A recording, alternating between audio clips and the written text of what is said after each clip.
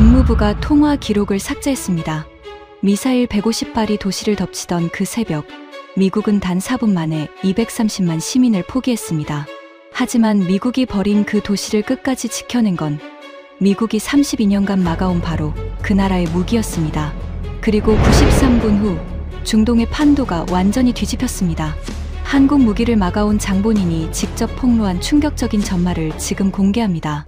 시작하기 전 구독과 좋아요, 그리고 대한민국 파이팅 댓글로 한국을 응원해주세요. 제 이름은 마이클 브레넌, 57세입니다. 저는 미국 국무부에서 32년을 근무했습니다. 마지막 직책은 중동 및 북아프리카 담당 부차관보였어요. 제 업무를 한마디로 요약하면 이겁니다. 중동에서 미국 무기가 팔리도록 만들고 다른 나라 무기가 팔리지 못하도록 막는 것. 특히 한국이요. 저는 한국 방산 수출을 견제하는 일의 실무 총책임자였습니다. 자랑스러웠어요. 제가 직접 관여해서 무산시킨 한국 방산 계약만 3건이었습니다. 총 규모 47억 달러짜리요. 제 사무실 서랍에는 그 3건의 계약 무산 보고서가 들어 있었어요. 저는 가끔 그걸 꺼내보면서 뿌듯해했습니다. 국익을 위해 일했다는 확신이 있었으니까요. 첫 번째는 5년 전이었습니다. UAE가 한국 중거리 방공 체계 도입을 검토하고 있다는 정보가 들어왔어요. 규모가 18억 달러였습니다. 저는 즉시 아부다비로 날아갔죠. UAE 국방부 고위 인사들을 만나서 이렇게 말했습니다. 한국 체계를 도입하시면 미국과의 안보 협력 프레임워크 재검토가 불가피합니다. 직설적으로 말하면 이거였어요. 한국 무기 사면 미국 안보 우산에서 나갈 수도 있다는 뜻이었죠. UAE는 결국 계약을 철회했습니다. 두 번째는 3년 전이었어요. 사우디아라비아가 한국 장거리 방공 시스템에 관심을 보였습니다. 규모가 더 컸어요. 22억 달러였습니다. 저는 같은 방법을 썼습니다. 이번에는 더 노골적이었어요. 사우디 국방장관에게 직접 편지를 보냈습니다. 미국은 중동 파트너국들의 방위 체계 다변화를 심각한 우려 사항으로 보고 있습니다. 번역하면 이겁니다. 한국 무기 사지 마라. 사면 가만 안 둔다. 세 번째가 가장 기억에 남습니다. 2년 전이었어요. UAE가 다시 한국 체계 도입을 추진했습니다. 이번에는 장거리 체계였어요. 사거리 400km급이었습니다. 규모는 7억 달러. 앞에 두 건보다 작았지만 저에게는 이게 가장 위험해 보였습니다. 왜냐하면 이 체계가 도입되면 미국 패트리어트의 존재 이유가 사라지거든요. 같은 영역을 커버하면서 가격은 3분의 1이었으니까요. 저는 이번에는 기술 보고서를 활용했습니다. 한국 장거리 방공 체계 평가 보고서라는 문서를 직접 작성했어요. 내용은 이랬습니다. 실전 검증 데이터 부재, 극한 환경 운용 능력 미검증, 다층 방어 체계와의 호환성 부족, 결론은 도입 부적합이었죠. 저는 이 보고서를 UAE 국방부에 전달했습니다. 직인까지 찍어서요. 마이클 브레넌, 미국 국무부 중동 담당 부차관보. 제 이름이 선명하게 박힌 그 문서가 한국 체계의 사용 선고서였어요. 계약은 무산됐습니다. 저는 워싱턴으로 돌아와서 앨리슨 카터 차관에게 보고했어요. 앨리슨은 제 직속 상관이었습니다. 54세, 국무부에서 잔뼈가 굵은 인물이었죠. 그녀가 말했습니다. 잘했어, 브레넌. 한국 무기가 중동에 발을 들이면 우리 방산업계가 연간 380억 달러를 잃게 돼. 그건 절대 용납할 수 없는 일이야. 저는 고개를 끄덕였습니다. 380억 달러. 그 숫자가 우리의 행동 기준이었어요. 시민의 안전이 아니라 380억 달러가요. 하지만 그때는 그게 당연하다고 생각했습니다. 국익이니까요. 미국의 국익이니까요. 그런 제가 이 이야기를 하게 된 건 지난 봄에 벌어진 일 때문입니다.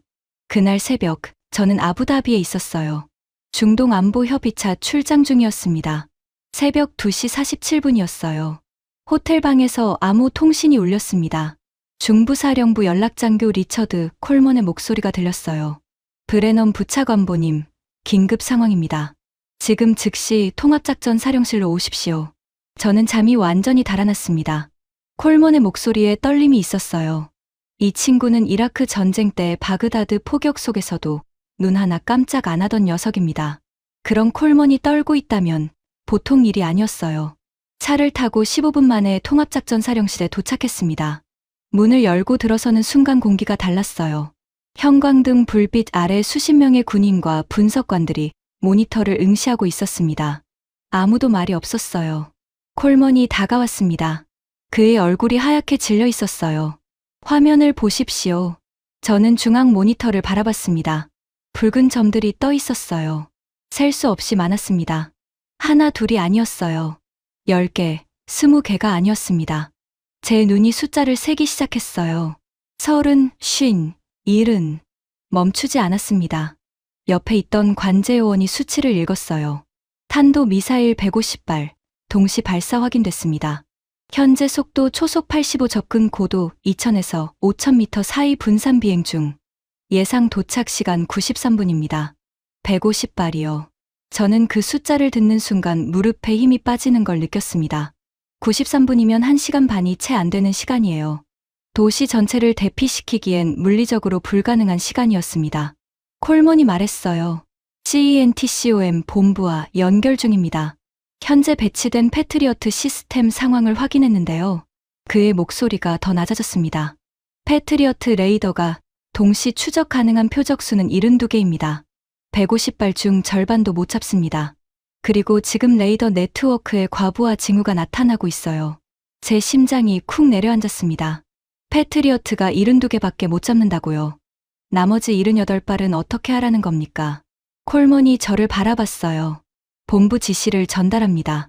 핵심 인프라와 군사시설을 중심으로 선택적 방어를 실시하십시오.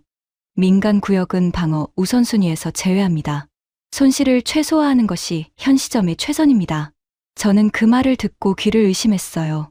민간 구역 방어 제외요. 그게 무슨 뜻인지 제가 모를 리 없었습니다. 32년 동안 국무부에서 일한 사람이에요. 이 도시에 사는 시민 270만 명 중 군사시설과 핵심 인프라 주변에 사는 사람은 40만 명 정도입니다. 나머지 230만 명은 포기하라는 뜻이었어요. 제 손이 떨렸습니다. 입술이 바싹 말랐어요. 콜먼의 눈을 보니 그도 알고 있었습니다. 이 명령이 뭘 의미하는지요. 하지만 그는 군인이었어요. 명령을 전달할 뿐이었습니다. 제가 물었습니다. 증언 요청은 했습니까? 콜먼이 고개를 저었어요. 카타르 기지에서 추가 패트리어트 배치 가능한 시간이 최소 6시간입니다. 93분 안에는 불가능해요. 6시간이라고요. 93분짜리 위기에 6시간이요. 저는 그 숫자의 차이가 곧 사람의 목숨이라는 걸 알았습니다. 사령실이 술렁이기 시작했어요. 누군가 작은 목소리로 말했습니다. 그럼 우리 가족들은요? 핵심 구역 밖에 사는 사람들은 어떻게 되는 겁니까? 아무도 대답하지 않았어요. 저도 대답할 수 없었습니다. 왜냐하면 답을 알고 있었거든요. 포기한다는 겁니다. 미국이, 세계 최강의 군사력을 가진 미국이 동맹국의 시민 230만 명을 포기한다는 거예요. 하지만 저는 동시에 이런 생각도 했습니다. 어쩔 수 없지 않나. 물리적으로 불가능한 건 불가능한 거니까. 패트리어트가 72개밖에 못 잡는데 150발을 어떻게 막아. 이건 기술의 한계이지 의지의 문제가 아니야. 저는 스스로를 그렇게 합리화하고 있었습니다. 그때 사령실 문이 열렸어요.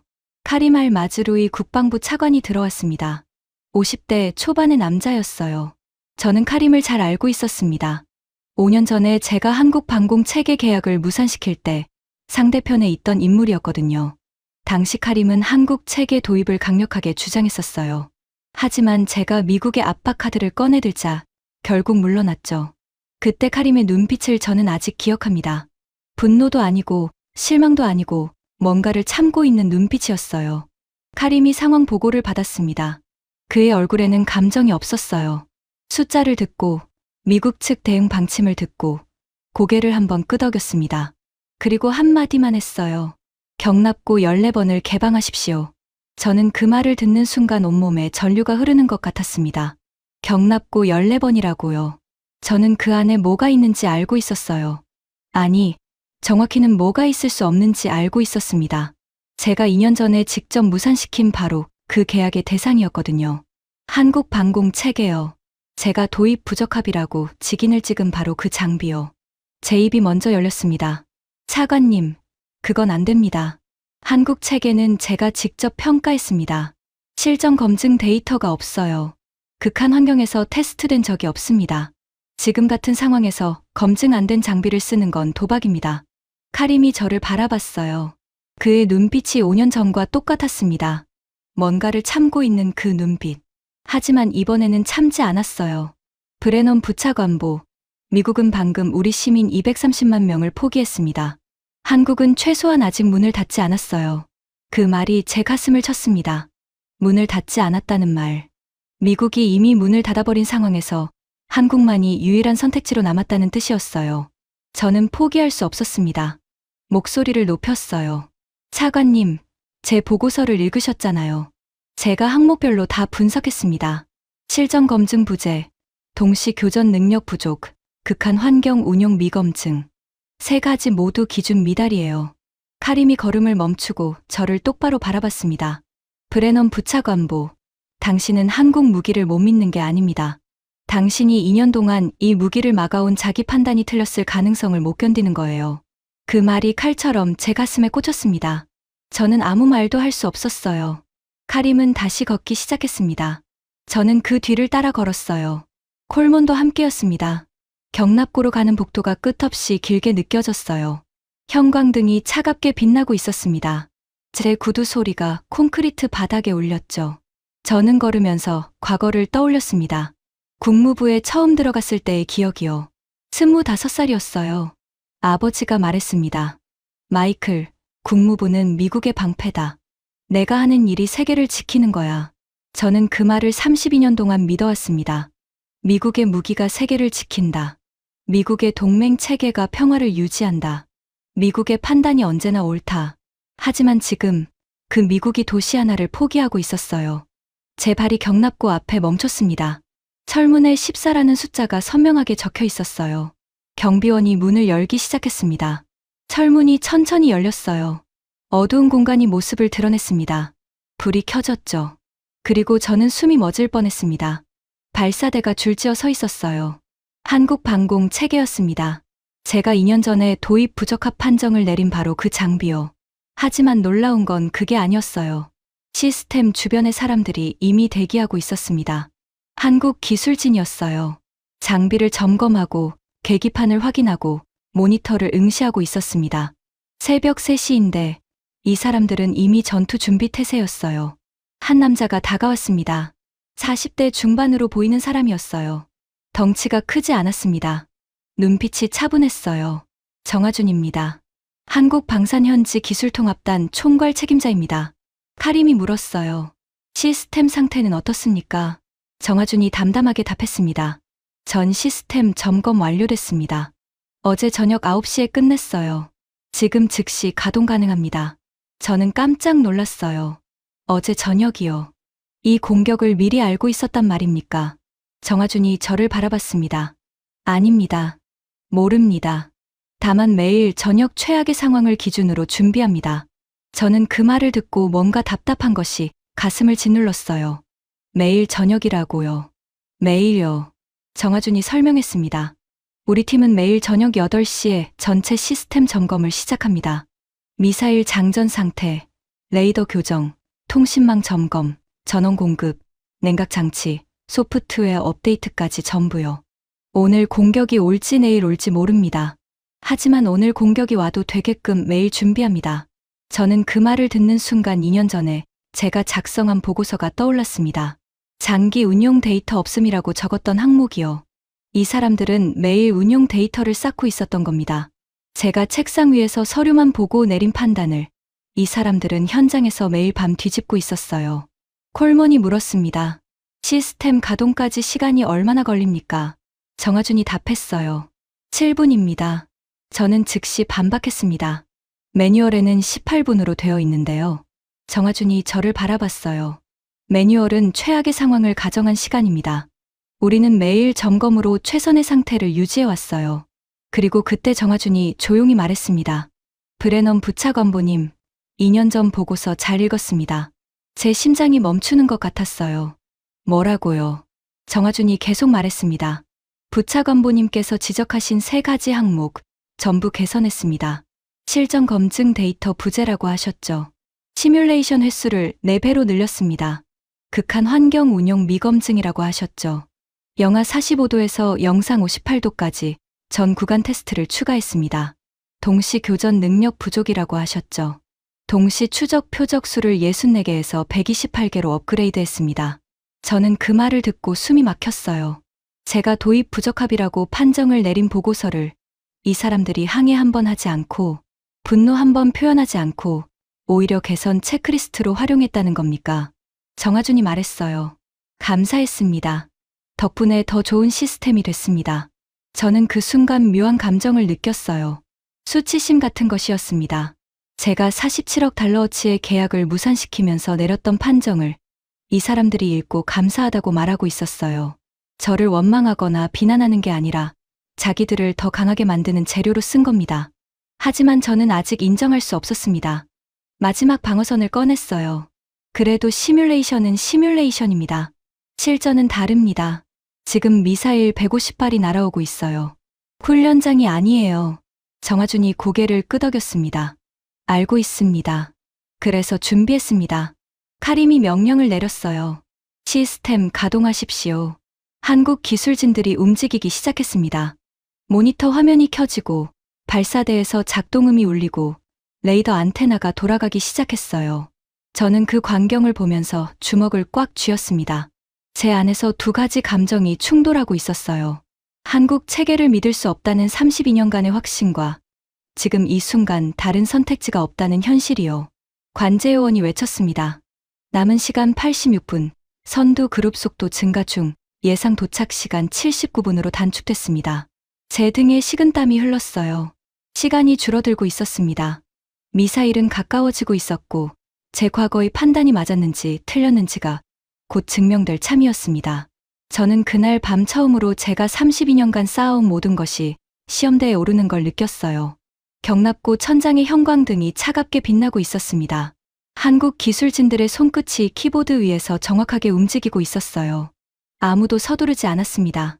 마치 수천 번 연습한 동작처럼 모든 것이 정해진 순서대로 흘러가고 있었죠.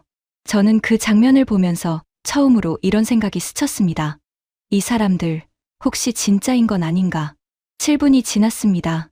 아니, 정확히는 6분 38초였어요. 정하준이 말한 7분보다 더 빨랐습니다. 제 앞 모니터에 새로운 화면이 떠올랐어요. 한국 방공 체계의 통합 상태 표시 화면이었습니다. 녹색 불빛들이 하나씩 켜지기 시작했죠. 레이더 작동 정상, 미사일 시스템 준비 완료, 사격 통제 시스템 연결 확인, 통합 지휘망, 동기화 완료, 냉각 시스템 정상 가동. 모든 항목이 녹색이었습니다. 단 하나도 노란색이나 붉은색이 없었어요. 저는 화면을 보면서도 믿기지 않았습니다. 매뉴얼상 18분이라고 적힌 가동 시간이 실제로는 7분도 안 걸렸어요. 그것도 새벽 3시, 긴급 상황에서요. 콜머니 수치를 확인했습니다. 시스템 가동 확인됐습니다. 레이더 탐지 범위 450km, 동시 추적 가능 표적 128개. 현재 적 미사일 전체 포착 완료. 저는 귀를 의심했어요. 128개 동시 추적이요. 제가 2년 전에 검토한 사양서에는 64개였는데요. 정하준이 담담하게 답했습니다. 업그레이드했습니다.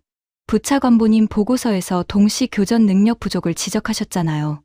또 제 보고서였습니다. 제가 불합격 사유로 적은 항목이 이 사람들에게는 업그레이드 목록이었던 거예요. 저는 입술을 깨물었습니다. 카림이 물었어요. 미사일 보유량은 얼마입니까? 한국 기술진 중 한 명이 답했습니다. 40발입니다. 저는 그 숫자를 듣고 즉시 계산했어요. 40발로 150발을 막는다고요. 불가능합니다. 수학적으로 안 돼요. 설령 한 발에 하나씩 맞힌다고 해도 110발이 남잖아요. 제 목소리가 나왔습니다. 차관님, 이건 말이 안 됩니다. 미사일이 턱없이 부족해요. 요격률이 100%라 해도 40발로는 4분의 1밖에 못 막습니다. 정하준이 저를 바라봤어요. 그의 눈빛은 여전히 흔들림이 없었습니다. 부차관보님, 이 체계는 자동순환 재장전 시스템입니다. 저는 알고 있다고 말하려다 입을 다물었어요. 재장전이 뭐 어쨌다는 건지 이해가 안 갔거든요.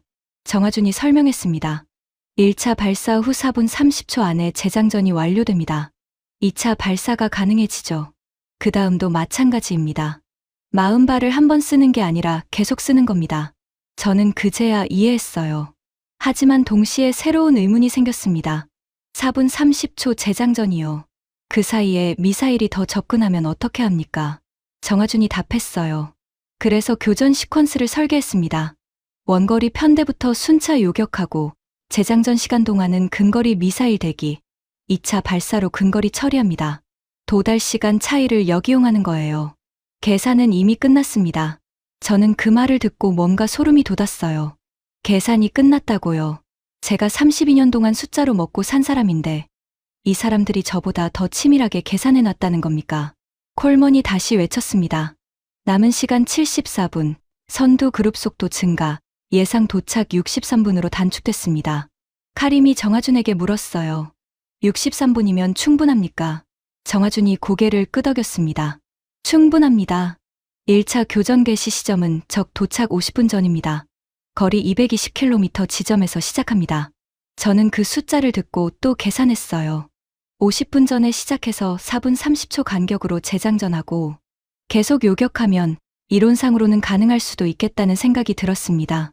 하지만 이건 종이 위의 계산이에요. 실전은 달라요. 변수가 수없이 많습니다. 미사일이 회피 기동을 하면요. 레이더가 오작동하면요. 재장전 시스템에 결함이 생기면요. 제 목소리가 떨렸어요. 만약 한 발이라도 빗나가면 어떻게 합니까? 만약 재장전이 지연되면요. 만약 적 미사일이 분산 회피 기동을 하면요. 정하준이 저를 똑바로 바라봤습니다. 그래서 우리가 매일 점검한 겁니다. 만약을 없애기 위해서요. 저는 그 눈빛을 보고 말이 막혔어요. 제가 머릿속으로 만약을 100개씩 만들어내고 있는데 이 사람은 매일 밤 그 만약을 하나씩 지워왔다는 거잖아요. 한국 기술진들이 각자 위치로 갔습니다. 모니터 앞에 앉았어요. 키보드 위에서 손가락이 정확하게 움직였습니다. 누구 하나 서두르지 않았어요. 급한 기색이 전혀 없었습니다. 저는 그 모습을 보면서 묘한 감정을 느꼈어요. 이 사람들은 지금 150발의 미사일이 날아오고 있다는 걸 알면서도 흔들리지 않고 있었습니다. 제가 2년 전에 이 사람들을 평가할 때 저는 서류만 봤어요. 숫자만 봤습니다. 사양서에 적힌 스펙만 봤어요. 실제로 이 사람들이 어떻게 일하는지, 어떤 마음으로 준비하는지, 얼마나 치밀하게 훈련하는지는 한 번도 보지 않았습니다. 콜먼이 수치를 업데이트했어요. 남은 시간 68분, 적 미사일 일부 고도 하강 중, 레이더 회피 기동 시작된 것으로 보입니다. 정하준이 말했습니다. 1차 교전 준비 완료됐습니다. 발사 명령 대기 중입니다. 카림이 저를 바라봤어요. 브레넌 부차관보, 당신 의견은 어떻습니까? 저는 솔직하게 대답했습니다. 모르겠습니다.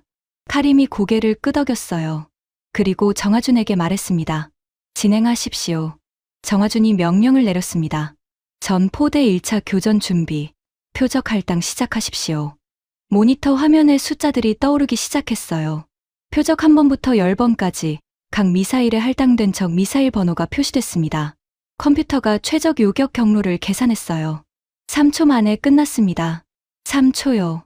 저는 패트리어트 시스템의 표적 할당 시간이 보통 12초에서 15초라는 걸 알고 있었어요. 이건 그것보다 4배나 빨랐습니다. 정하준이 차분하게 말했어요. 1차 발사 카운트다운 시작합니다. 10초 전. 제 심장이 미친 듯이 뛰기 시작했습니다. 손바닥에 땀이 번졌어요. 제가 32년간 쌓아온 모든 확신이, 제가 작성한 보고서가, 제가 무산시킨 계약들이 지금 이 순간 시험대에 올라가고 있었습니다. 정하준의 목소리가 들렸어요. 543 이한 발사. 발사음이 경납고 전체를 울렸습니다. 미사일 10발이 동시에 발사대를 떠났어요. 하얀 연기가 피어올랐습니다. 콘크리트 바닥이 진동했어요. 제 앞 모니터에서 녹색 궤적선 10개가 그려지기 시작했습니다. 콜먼이 수치를 읽었어요. 1차 발사 10발 확인, 비행 정상, 표적 추적 중입니다. 저는 숨을 참았어요. 녹색 선과 붉은 점이 화면 위에서 점점 가까워지고 있었습니다. 정하준이 말했어요. 예상 명중 시간 1분 35초. 1분 35초가 1시간처럼 길었습니다. 콜먼이 계속 외쳤어요. 표적 접근 중, 거리 12km, 8km, 4km. 제 손이 떨리고 있었습니다. 만약 빗나가면 이 다음에 벌어질 일이 너무 선명하게 보였어요. 그때 화면에서 첫 번째 붉은 점이 사라졌습니다. 명중이었어요. 두 번째도 사라졌습니다. 세 번째, 네 번째, 다섯 번째. 연달아 사라졌어요. 여섯 번째, 일곱 번째, 여덟 번째, 아홉 번째. 멈추지 않았습니다. 열 번째 붉은 점이 화면에서 사라졌어요. 콜먼의 목소리가 높아졌습니다. 1차 발사 전탄 명중 확인됐습니다. 10발 전부 명중이에요. 저는 화면을 바라봤어요. 믿을 수가 없었습니다. 10발이 전부 명중했다고요. 실전에서요. 훈련장도 아니고 시뮬레이션도 아니고 진짜 미사일 150발이 날아오는 실전에서요. 정하준이 차분하게 말했어요. 2차 발사 준비하십시오. 10발 재장전 시작합니다. 화면에 재장전 타이머가 떴어요. 4분 30초부터 카운트다운이 시작됐습니다. 저는 그 숫자를 보면서 계산했어요. 정말 4분 30초 안에 10발을 다시 장전할 수 있는 겁니까? 발사대 하부에서 자동 장전 시스템이 작동했습니다. 기계팔이 미사일을 집어 올려 발사관에 정확하게 삽입했어요. 콜먼이 수치를 확인했습니다. 재장전 진행률 25%, 50%, 75%. 3분이 지났는데 벌써 75%라고요. 제가 알던 패트리어트 시스템은 재장전에 최소 12분은 걸렸어요. 정하준이 말했습니다. 재장전 완료까지 40초 남았습니다. 정확히 4분 22초 만에 재장전이 완료됐어요. 타이머가 멈추기도 전에 녹색 불이 다시 켜졌습니다. 콜먼이 외쳤어요. 2차 발사 준비 완료됐습니다. 정하준이 명령했습니다. 2차 발사, 10발 동시 발사하십시오. 또다시 발사음이 울렸어요. 10발이 날아갔습니다. 이번에도 마찬가지였어요. 1분 28초 만에 전탄 명중이었습니다. 붉은 점 10개가 화면에서 사라졌어요. 콜먼이 확인했습니다. 2차 발사 전탄 명중, 누적 20발 격추됐습니다. 저는 계산했어요. 20발이요. 아직 130발이 남았습니다. 미사일은 이미 20발을 썼고 남은 건 20발 뿐이에요. 하지만 재장전이 되니까 저는 처음으로 이 계산이 정말 되는 건지 머릿속으로 시뮬레이션을 돌려봤어요. 4분 30초마다 10발 발사, 한 번에 10발 격추. 150발을 격추하려면 15차 발사가 필요합니다. 15차 곱하기 4분 30초면 67분 30초. 남은 시간이 68분이었으니까 시간적으로는 아슬아슬하게 맞았어요. 하지만 이건 모든 게 완벽하게 작동할 때의 계산이에요. 한 발이라도 빗나가면 무너지는 구조입니다. 재장전이 한 번이라도 늦어지면 끝이에요. 3차 발사가 시작됐습니다. 10발 발사, 전탄 명중. 4차 발사, 10발 발사, 전탄 명중. 마치 정밀하게 조율된 기계처럼 정확했어요. 발사, 명중, 재장전. 발사, 명중, 재장전. 한 번도 빗나가지 않았습니다. 한 번도 지연되지 않았어요. 콜먼의 목소리가 점점 흥분되기 시작했습니다. 3차 발사 전탄 명중, 누적 30발 격추. 4차 발사 전탄 명중, 누적 40발 격추. 저는 모니터를 멍하니 바라봤어요. 40발이요. 벌써 4분의 1 이상을 격추했다는 거잖아요. 5차 발사 때 변수가 생겼습니다. 적 미사일 중 일부가 급격한 고도 변환을 시작한 거예요. 콜먼이 긴급 보고했습니다. 적 미사일 12발이 급강하 기동 시작했습니다. 고도 5000에서 800으로 급강하 중, 레이더 포착 난이도 상승. 저는 그 말을 듣고 심장이 쪼그라드는 걸 느꼈어요. 급강하 기동이면 요격이 훨씬 어려워집니다. 표적이 빠르게 고도를 바꾸면 미사일의 추적 알고리즘이 따라가지 못할 수 있거든요. 패트리어트가 이런 상황에서 요격률이 급격히 떨어진다는 건 업계 상식이었습니다. 저는 속으로 생각했어요. 여기서 끝나는 건가? 정하준이 차분하게 말했습니다. 예상 범위 내입니다. 사격 통제 시스템이 자동 보정합니다. 5차 발사, 급강하 표적 우선 할당 발사하십시오. 10발이 날아갔어요. 저는 모니터를 뚫어지게 봤습니다. 급강하하는 붉은 점들을 향해 녹색 궤적이 날아가고 있었어요. 각도가 달랐습니다. 기존의 수평 요격이 아니라 아래를 향해 꺾이는 궤적이었어요. 미사일이 스스로 각도를 보정하면서 표적을 쫓아가고 있었습니다. 콜먼이 카운트를 외쳤어요. 명중까지 40초, 30초, 20초, 10초. 화면에서 붉은 점이 사라지기 시작했어요. 하나, 둘, 셋. 급강하하던 표적들이 하나씩 소멸됐습니다. 콜먼의 목소리가 터졌어요. 5차 발사 전탄 명중, 급강하, 기동표적 포함 전부 격추됐습니다. 누적 쉰발 격추. 저는 의자 팔걸이를 움켜잡았어요. 급강하, 기동까지 잡았다고요. 패트리어트로는 요격 확률이 40%까지 떨어지는 상황인데 이 체계는 100%를 유지하고 있었습니다.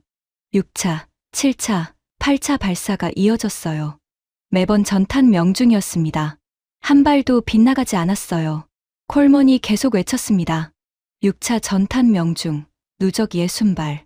7차 전탄 명중, 누적 70발. 8차 전탄 명중, 누적 80발. 카림이 조용히 말했어요. 브레넌 부차관보, 보고 있습니까? 저는 고개를 끄덕였습니다. 보고 있습니다. 믿기지 않지만 보고 있어요. 80발이 격추됐습니다. 절반을 넘겼어요. 남은 건 70발. 그런데 그때 제 주머니에서 진동이 울렸어요. 암호 통신기였습니다. 화면을 보니 워싱턴 발신이었어요. 앨리슨 카터 차관이었습니다. 저는 사령실 한쪽 구석으로 가서 전화를 받았어요. 앨리슨의 목소리가 차갑게 들려왔습니다. 브레넌, 상황 보고해. 저는 현재 상황을 설명했어요. 한국 체계가 가동 중이고 현재까지 80발을 격추했으며 요격률 100%를 유지하고 있다고요. 전화기 너머로 잠시 침묵이 흘렀습니다. 앨리슨이 다시 입을 열었어요. 그녀의 목소리는 더 차가워져 있었습니다. 브레넌, 잘 들어. 지금 그 한국 체계가 성공하든 실패하든 상관없어. 중요한 건 이 다음이야. 저는 무슨 말인지 이해하지 못했어요. 이 다음이요. 지금 미사일 150발이 도시를 향해 날아오고 있는데 이 다음이 뭐가 중요합니까? 앨리슨이 말했습니다. 한국 체계가 만약 성공하면 UAE는 추가 도입을 추진할 거야. 사우디도, 쿠웨이트도, 카타르도 전부 관심을 보이겠지. 그렇게 되면 우리가 뭘 잃게 되는지 알아? 제 목소리가 나왔어요. 뭘 잃게 되는데요. 앨리슨이 차갑게 답했습니다. 중동 방산 시장이야. 연간 380억 달러짜리 시장. 한국이 이 시장에 발을 들이면 패트리어트 수요가 급감해. 하이마스 계약도 재검토 대상이 되고 우리 방산업계 5개 사의 주가가 즉각 반응할 거야. 브레넌, 내 임무는 하나야. 이 작전이 끝나면 어떤 수를 써서든 UAE가 한국 체계를 추가 도입하지 못하게 막아. 저는 그 말을 듣고 귀를 의심했어요. 지금 이 순간 270만 명의 시민 목숨이 걸려 있는데 워싱턴이 계산하고 있는 건 시장 점유율이라고요. 제 목소리가 떨렸습니다. 앨리슨, 지금 사람이 죽을 수도 있는 상황이야. 시장 점유율 얘기를 하고 있을 때가 아니라고. 앨리슨의 목소리가 더 날카로워졌어요. 감정적으로 굴지 마, 브레넌.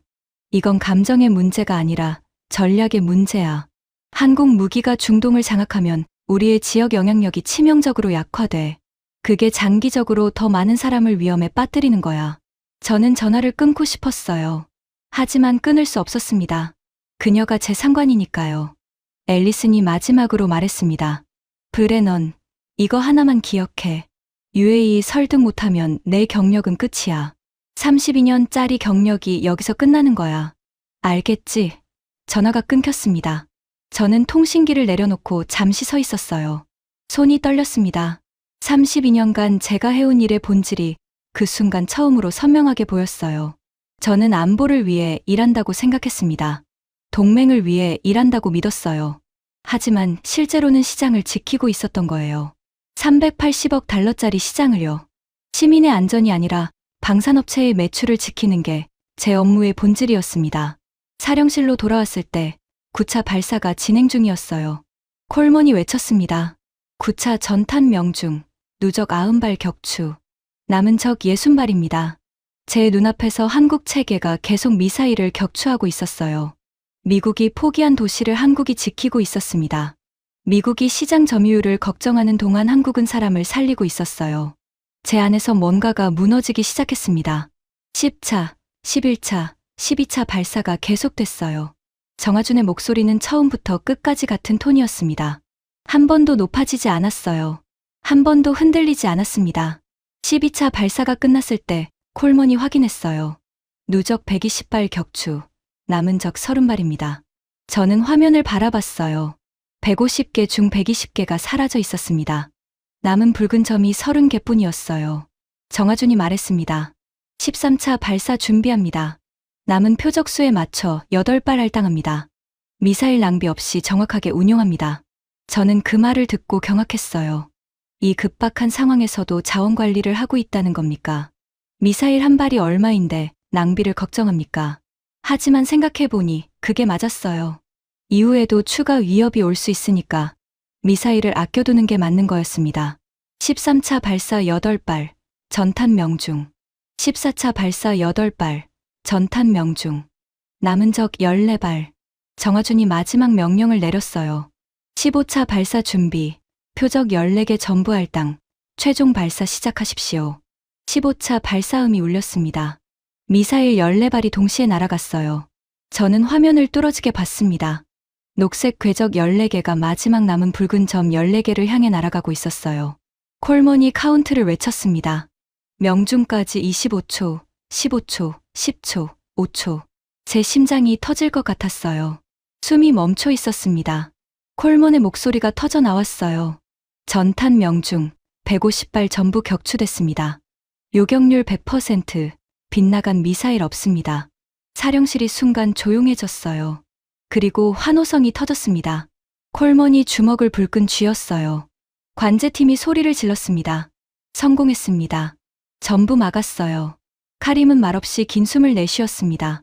그의 어깨가 처음으로 내려갔어요. 저는 그 자리에 서서 화면을 바라봤습니다. 붉은 점이 하나도 없었어요. 깨끗했습니다. 150발이 전부 사라졌어요. 제 다리에서 힘이 빠졌습니다. 의자를 잡고 겨우 몸을 지탱했어요. 정화준이 저를 바라봤습니다. 그가 조용히 말했어요. 부차관보님, 실전 검증 완료됐습니다. 그 한마디가 제 가슴을 관통했습니다. 실전 검증이라고요. 제가 2년 전에 실전 검증 부재라고 적었던 바로 그 항목이 지금 제 눈앞에서 완료됐다는 겁니까? 제 눈에서 뜨거운 것이 올라왔어요. 눈물이 아니었습니다. 수치심이었어요. 제가 47억 달러어치의 계약을 3번이나 무산시키면서 제가 도입, 부적합이라는 직인을 찍으면서 제가 한국 방산을 견제하는 보고서를 수십 건 작성하면서 이 사람들은 아무 말 없이 더 강해지고 있었습니다. 저는 정화준 앞에서 고개를 들 수 없었어요. 시선을 돌렸습니다.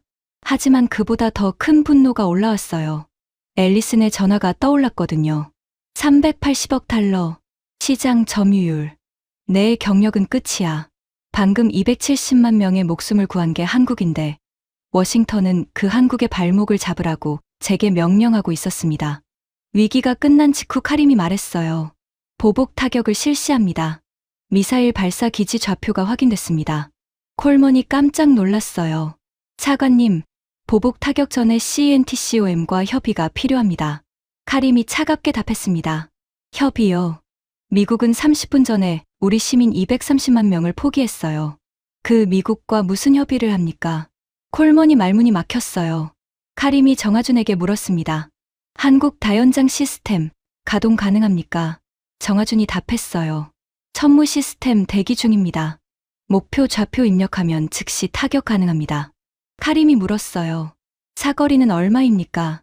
정화준이 답했습니다. 300km입니다. 콜먼이 끼어들었어요. 차관님, 미국 하이마스의 사거리가 80km입니다. 발사 기지까지의 거리가 240km인데 하이마스호는 닿지 않습니다. 저는 그 숫자를 듣는 순간 머리를 한 대 맞은 것 같았어요. 미국 무기로는 닿지 않는 거리를 한국 무기가 커버한다는 겁니까? 하이마스 사거리 80km, 천무 사거리 300km. 숫자가 모든 걸 말해주고 있었습니다. 카림이 명령했어요. 발사하십시오. 천무 발사음이 울렸습니다.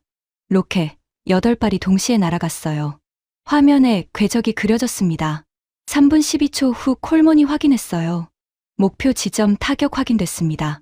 미사일 발사 기지 무력화됐어요. 카림이 고개를 끄덕였습니다. 좋습니다.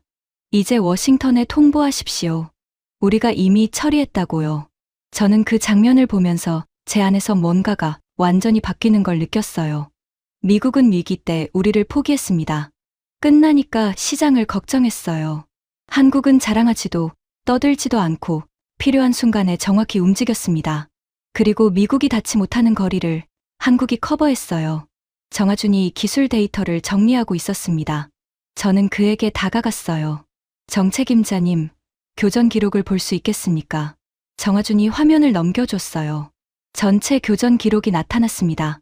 총 발사 횟수 15차, 총 미사일 소비량 150발, 명중률 100%, 평균 재장전 시간 4분 24초, 최단 재장전 시간 4분 11초, 최장 재장전 시간 4분 38초, 레이더 오작동 0건, 시스템 에러 0건, 통신 두절 0건, 급강하 기동 대응 성공률 100%. 저는 그 숫자들을 보면서 입을 다물 수가 없었어요. 완벽했습니다. 단어 그대로 완벽했어요. 한 번의 실수도 없었고 한 발의 낭비도 없었습니다.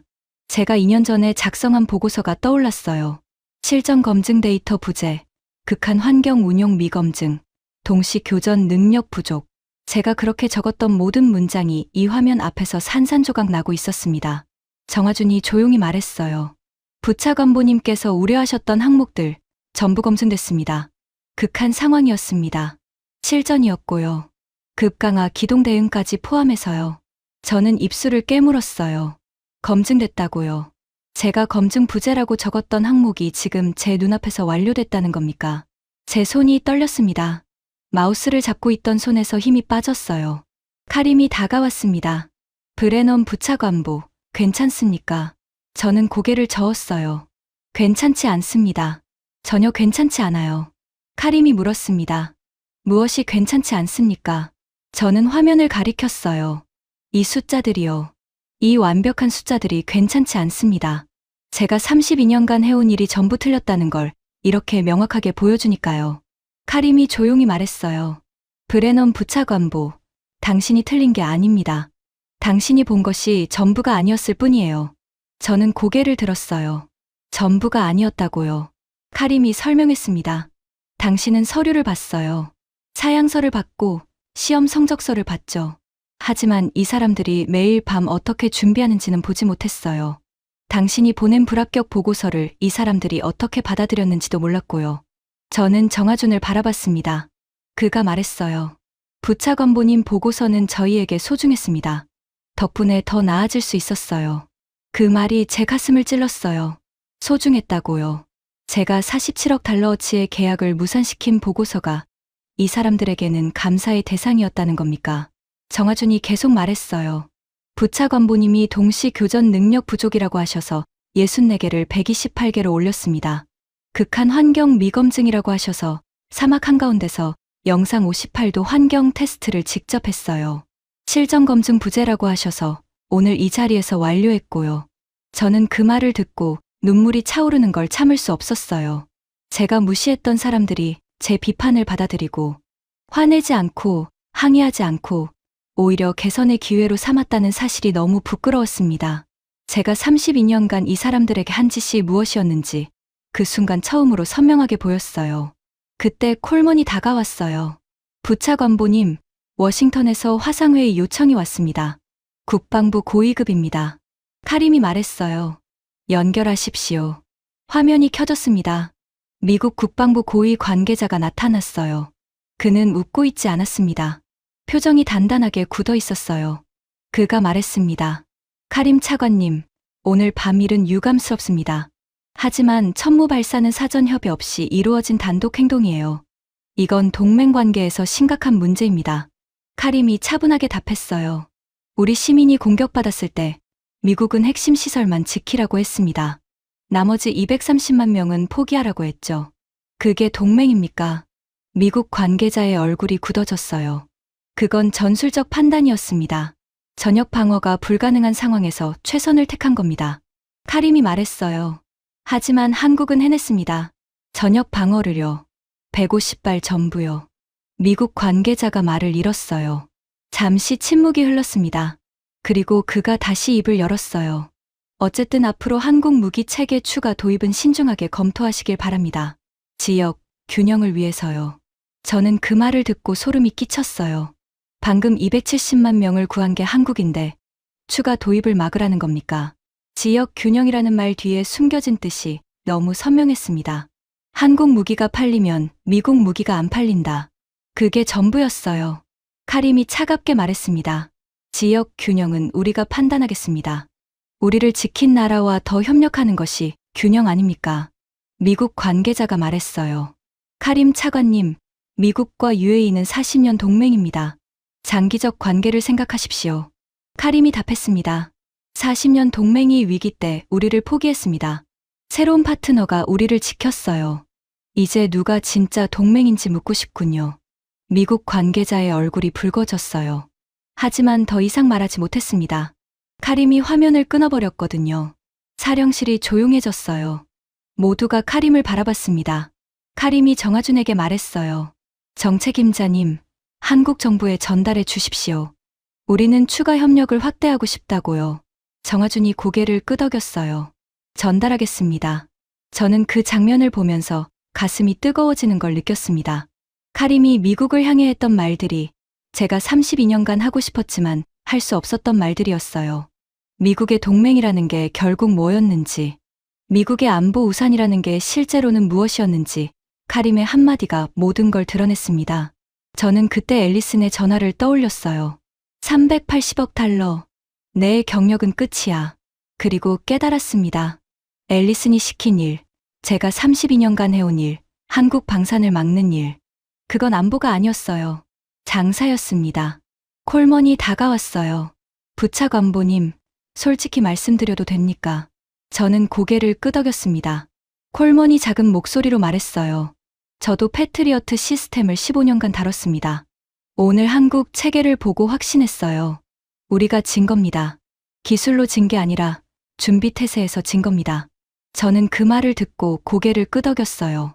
맞았습니다. 미국은 기술을 자랑했어요. 스펙을 자랑했습니다. 가격을 부풀렸고 동맹을 인질로 잡았죠. 하지만 한국은 자랑하지 않았어요. 매일 밤 묵묵히 점검하고 비판을 감사로 받아들이고 실전에서 증명했습니다. 저는 그 차이가 이제 선명하게 보였어요. 다음 날 아침 회의가 열렸습니다. UAE 왕실 안보회의였어요. 저도 옵서버로 참석했습니다. 카림이 안건을 꺼냈어요. 한국에 대한 에너지 패키지 협정을 제안합니다. 원유 우선 공급, LNG 장기 계약, 히토류 공동 개발까지 포함하는 포괄적 패키지입니다. 회의실이 술렁였어요. 한 참석자가 물었습니다. 기존 우선국들은 어떻게 합니까? 일본도 있고 유럽 국가들도 있는데요. 카림이 답했어요. 순위를 조정합니다. 한국을 최우선으로요. 또 다른 참석자가 반대했습니다. 일본이 항의할 겁니다. 외교 문제가 생겨요. 카림이 단호하게 말했어요. 항의하게 두십시오. 진짜 우방은 위기 때 함께 선 나라입니다. 한국이 그랬어요. 회의 결과는 가결이었습니다. 한국에 대한 에너지 패키지 협정이 결정됐어요. 이틀 후 일본 대사관에서 항의가 들어왔습니다. 기존 에너지 협정 조건을 유지해 달라고요. 카림은 정중하게 거절했어요. 상황이 변했습니다. 우선순위도 변했습니다. 예전에 저라면 일본 편을 들었을 거예요. 기존 계약, 국제 관례, 외교 질서를 내세우면서요. 하지만 지금은 달랐습니다. 어떤 관례보다, 어떤 계약보다 위기의 순간에 누가 남았는가가 중요하다는 걸 배웠으니까요. 일주일 후 부산항으로 가는 첫 번째 특별 유조선이 출항했습니다. UAE 국기와 태극기가 나란히 걸린 선박이었어요.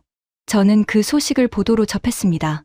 태극기가 바람에 펄럭이는 사진을 보면서 제가 32년간 막으려 했던 것이 결국 이런 모습이었구나 싶었어요.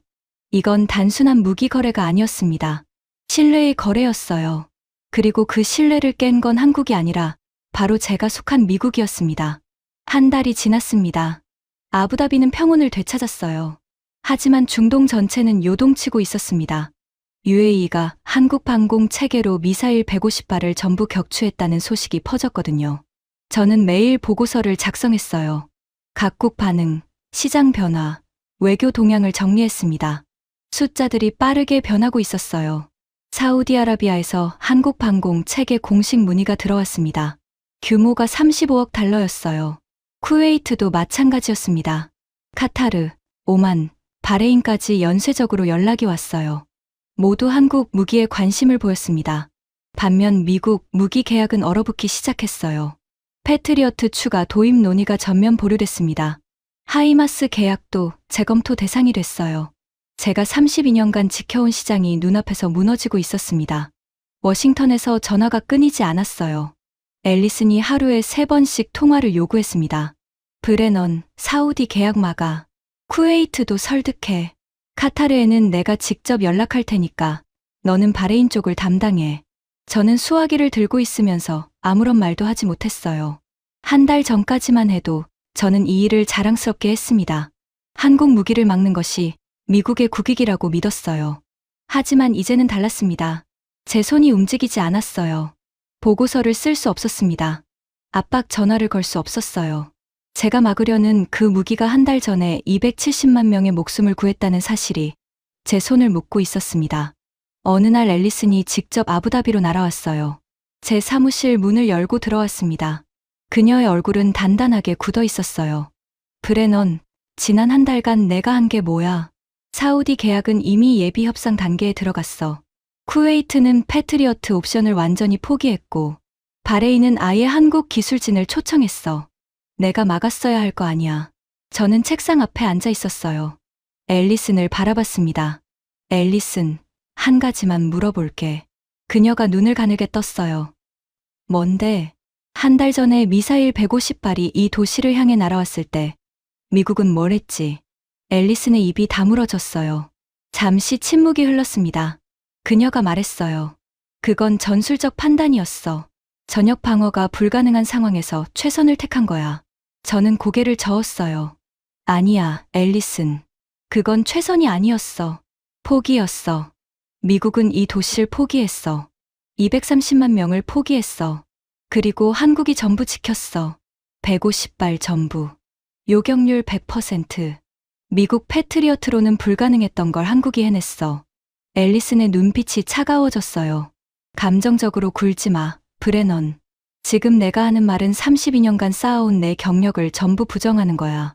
알겠어? 저는 그녀를 똑바로 바라봤습니다. 알아. 그래서 하는 말이야. 앨리슨의 얼굴이 굳어졌어요. 그녀가 낮은 목소리로 말했습니다. 브레넌, 마지막으로 경고할게. 지금 내가 서 있는 자리가 어디인지 잘 생각해. 국무부 32년 경력, 중동 담당 부차관보 직책, 퇴직연금, 전부 걸려 있어. 한국 편 들 거야, 미국 편 들 거야. 저는 그 말을 듣고 잠시 생각했어요. 32년이요. 제 인생의 절반 이상이었습니다. 하지만 그 32년 동안 제가 한 일이 뭐였습니까? 사람을 살리는 무기를 막고 사람을 살리지 못하는 무기를 팔았어요. 그게 제 32년이었습니다. 저는 앨리슨에게 말했어요. 나는 미국 편도 한국 편도 아니야. 진실 편이야. 그리고 진실은 이거야. 한국이 우리보다 나았어. 앨리슨이 자리에서 일어났습니다. 그녀의 입술이 떨리고 있었어요. 브레넌, 내 경력은 오늘부로 끝이야. 각오해. 그녀가 문을 닫고 나갔어요. 저는 빈 사무실에 혼자 앉아 있었습니다. 32년이 끝나는 순간이었어요. 하지만 이상하게도 후회가 없었습니다. 오히려 32년 만에 처음으로 제대로 된 일을 했다는 느낌이었어요. 그날 저녁 정화준에게서 연락이 왔어요. 출국 전에 잠깐 뵙고 싶습니다. 저는 약속 장소로 갔어요. 작전사령실 근처 작은 카페였습니다. 정화준이 먼저 와 있었어요. 그가 차분하게 말했습니다. 부차관보님, 한 가지 보여드릴 게 있습니다. 정화준이 태블릿을 꺼냈어요. 화면에 서류 한 장이 떠 있었습니다. 저는 그걸 보는 순간 심장이 멈추는 것 같았어요. 제가 2년 전에 무산시킨 바로 그 계약서였습니다. 사거리 400km급 장거리 방공 체계, 7억 달러짜리 계약이요. 하지만 서류 하단에 적힌 날짜가 달랐어요. 제가 무산시킨 건 2년 전이었는데 이 서류의 서명 날짜는 1년 전이었습니다. 저는 정화준을 바라봤어요. 이게 무슨 뜻입니까? 정화준이 답했습니다. 부차관보님이 계약을 무산시킨 후 6개월 뒤에 UAE가 한국과 직접 접촉했습니다. 미국을 거치지 않고요. 비밀 채널로 협상을 진행해서 1년 전에 서명을 완료했어요. 저는 숨이 막혔어요. 그럼 경납고 14번에 있던 방공 체계는 제가 무산시킨 바로 그 계약의 장비가 아니라 그 이후에 새로 체결된 계약의 장비라는 겁니까? 정화준이 고개를 끄덕였어요. 맞습니다. 그리고 규모도 달라졌습니다. 저는 물었어요. 얼마로요? 정화준이 답했습니다. 7억 달러가 아니라 23억 달러입니다. 방공 체계의 천무 시스템, 지휘 통제 네트워크, 기술 이전 패키지까지 포함됐어요. 저는 그 숫자를 듣고 의자 등받이에 몸을 기댔어요. 23억 달러라고요. 제가 막은 건 7억 달러짜리 계약이었는데 결과적으로 23억 달러짜리 계약이 성사된 거예요. 3배가 넘는 규모로요. 제가 막으면 막을수록 더 커진 겁니다. 정화준이 조용히 말했어요. 부차관보님이 막으셨던 그 계약 덕분에 우리가 시스템을 더 개선할 시간을 벌었습니다. 그리고 UAE는 미국 없이도 한국과 직접 거래할 수 있다는 확신을 갖게 됐고요. 결과적으로 더 큰 계약이 만들어진 겁니다. 저는 그 말을 듣는 순간 웃음이 나왔어요. 쓴 웃음이었습니다. 32년간 한국을 막는데 인생을 바쳤는데 결과적으로 한국을 더 강하게 만들어준 셈이었어요. 제가 쓴 불합격 보고서가 개선 매뉴얼이 됐고 제가 무산시킨 계약이 더 큰 계약의 씨앗이 됐습니다. 정화준이 말했어요. 그리고 한 가지 더 있습니다. 제가 물었어요. 뭡니까? 정화준이 태블릿을 한 번 더 넘겼습니다. 새로운 화면이 나타났어요. 경납고 배치도였습니다. 14번이 아니라 다른 번호가 적혀 있었어요. 21번, 22번, 23번. 저는 물었습니다. 이건 뭡니까? 정화준이 답했어요. 사거리 400km급 장거리 방공 체계입니다. 3개 경납고에 분산 배치돼 있어요. 발사대가 총 21기입니다. 저는 귀를 의심했어요. 21기요. 그건 제가 5년 전에 계산했던 숫자였습니다. UAE 전역을 커버하려면 장거리 체계 최소 20기가 필요하다고 제가 직접 보고서를 썼었어요. 미국에 요청했지만 거절당했죠. 너무 비싸다. 우선순위가 아니다. 예산 편성이 안 된다. 온갖 핑계를 대면서요. 정화준이 말했어요. 부차관보님이 5년 전에 작성하신 UAE 방공망 분석 보고서 저희도 읽었습니다. 최소 필요 수량 20기라고 계산하셨더군요. 저희는 21기를 준비했습니다. 1기는 여유분입니다. 제 눈에서 눈물이 쏟아졌어요. 참을 수 없었습니다. 제가 5년 전에 계산한 숫자를 한국이 기억하고 있었다는 겁니까? 미국이 거절한 숫자를 한국이 채웠다는 겁니까? 제가 미국을 위해 일하면서 한국을 막았는데 한국은 제 계산을 존중하면서 제가 원했던 방어망을 완성해 준 겁니까? 정화준이 손수건을 건넸어요. 저는 받아서 눈물을 닦았습니다. 정화준이 조용히 말했어요. 부차관보님, 저희는 부차관보님을 존경합니다. 5년 전 그 계산은 정확했어요. 20기가 필요하다는 판단, 틀리지 않았습니다. 미국이 거절한 거지, 부차관보님이 틀린 게 아니에요. 저는 고개를 들었어요. 존경한다고요. 제가 당신들을 막아온 사람인데요. 정화준이 고개를 끄덕였어요. 알고 있습니다.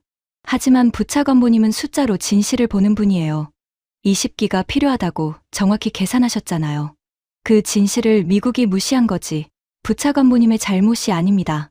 저는 그 말을 듣고 한참 동안 아무 말도 할 수 없었어요. 이 사람은 제가 자기 나라 방산을 32년간 방해한 걸 알면서도 원망하지 않고 오히려 제 능력을 인정해주고 있었습니다. 우리는 한참 동안 앉아 있었어요. 정화준이 말했습니다. 부차관보님, 시간 되시면 한국에 오십시오. 저희 공장도 보여드리고 개발 과정도 설명해 드리겠습니다. 부차관보님 눈으로 직접 확인하시면 좋겠어요. 저는 고개를 끄덕였어요. 가겠습니다. 반드시요. 우리는 악수를 나눴습니다. 정화준의 손이 따뜻했어요. 단단하면서도 온기가 있는 손이었습니다. 저는 그 손을 잡으면서 생각했어요. 이 손이 매일 밤 시스템을 점검했구나. 이 손이 제 불합격 보고서를 읽고 개선 목록을 만들었구나. 이 손이 150발의 미사일을 전부 격추했구나. 정화준이 떠난 후 저는 사무실로 돌아왔어요. 책상 서랍을 열었습니다. 안에 파일 3개가 있었어요. 제가 무산시킨 계약 3건의 보고서였습니다. 18억 달러, 22억 달러, 7억 달러, 총 47억 달러. 저는 그 파일들을 하나씩 꺼냈어요. 펼쳐봤습니다. 제가 쓴 문장들이 눈에 들어왔어요. 한국 체계는 실전 검증 부재로 도입 부적합. 한국 무기 도입은 미국과의 안보 파트너십에 부정적 영향을 줄 수 있음. 한국 방산의 기술적 신뢰성은 아직 검증되지 않았음. 모든 문장이 틀렸습니다. 전부요.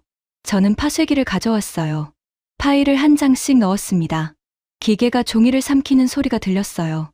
18억 달러 계약 무산 보고서가 사라졌습니다. 22억 달러 보고서도 사라졌어요. 7억 달러 보고서도요.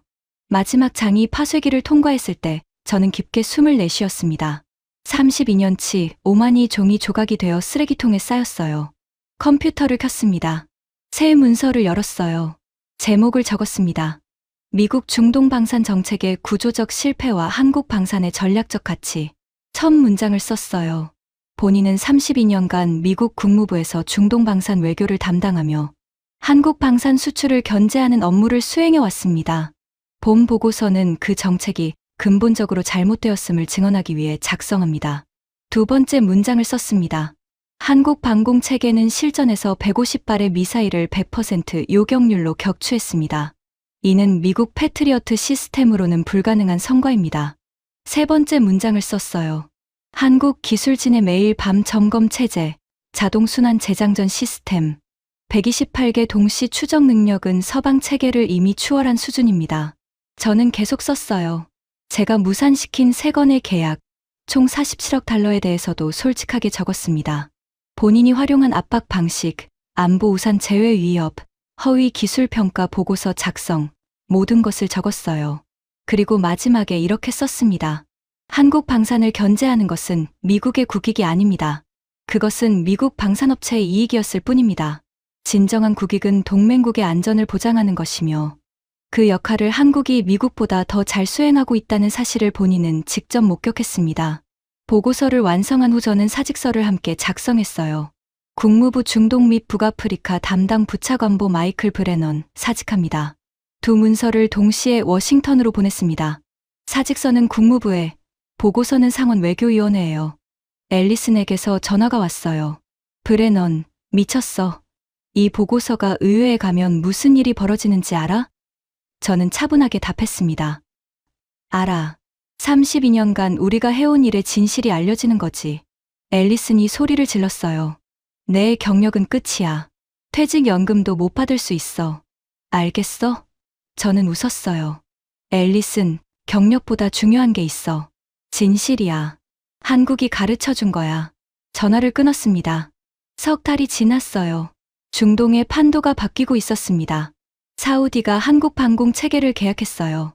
35억 달러 규모였습니다. 쿠웨이트도 천무 시스템을 도입했고요. 카타르가 협상 중이었어요.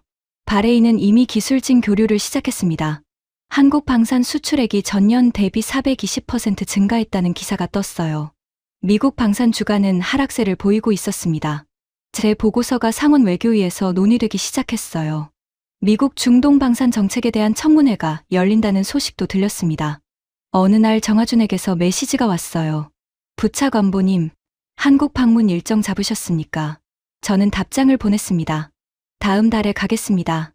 정하준이 답했어요. 기다리겠습니다. 창원 공장부터 보여드리겠습니다. 저는 메시지를 보고 미소를 지었어요. 창원이라 그곳에서 만들어진 장비가 150발의 미사일을 전부 격추했다는 거잖아요. 제가 32년간 막으려 했던 그 장비가요. 저는 사무실 창밖을 바라봤어요. 아부다비 하늘 위로 화물기 한 대가 지나가고 있었습니다. 동체에 태극기가 그려져 있었어요. 한국행 화물기였습니다. 저는 조용히 중얼거렸어요. 내가 32년간 막아왔던 건 한국이 아니었습니다. 진실이었어요. 한국은 미국이 포기한 자리를 채웠습니다. 미국이 거절한 숫자를 기억했어요. 미국이 무시한 보고서를 개선 목록으로 삼았습니다. 그리고 미국이 닿지 못하는 거리를 지켰어요. 내가 산 건 무기가 아니었습니다. 신뢰였어요. 준비였고, 진심이었고, 기억이었습니다. 32년간의 오만을 파쇄기에 넣은 날, 저는 처음으로 제대로 된 보고서를 썼습니다. 그리고 그 보고서의 결론은 이것이었어요. 한국을 막지 마십시오. 한국에게서 배우십시오.